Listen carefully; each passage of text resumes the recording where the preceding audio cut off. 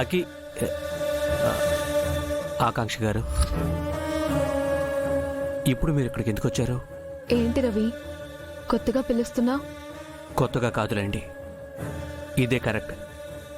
నా లిమిట్స్లో నేను ఉండకపోవడం వల్లే ఇన్ని సమస్యలు వచ్చాయి.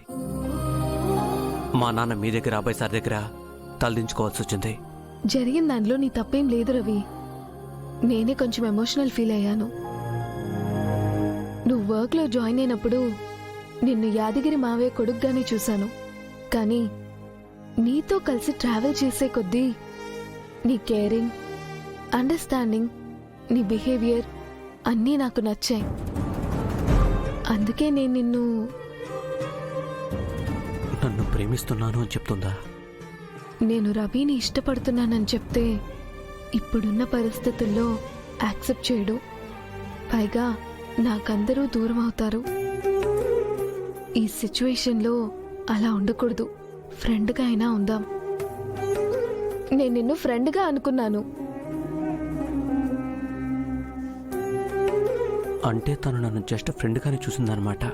నేనే అపార్థం చేసుకున్నాను. నేను కూడా నీ నుంచి ఫ్రెండ్షిప్ని ఆశించాను. మావయ్య మా ఫ్యామిలీకి చాలా మేలు చేశాడు. నువ్వు తన కూతురివి. మిమ్మల్ని కలపడానికి నేను సహాయం చేయాలి అనుకున్నాను.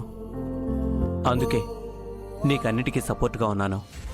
అంటే రవికి నా మీద ఇష్టం లేదనుకుంటా. నా ప్రేమని చెప్పకపోవడమే మంచిదైంది. జరిగిందంతా మర్చిపో రవి. మనం ఎప్పటికీ మంచి ఫ్రెండ్స్ లానే ఉండాలి. అన్నయ్య గురించి ఆలోచించుకో.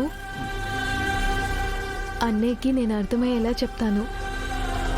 ఇట్స్ జస్ట్ యాక్సిడెంటల్ థింగ్ అంతే. అన్నయ్య కూడా అర్థం చేసుకుంటాడు. I hope so. ఫ్రెండ్స్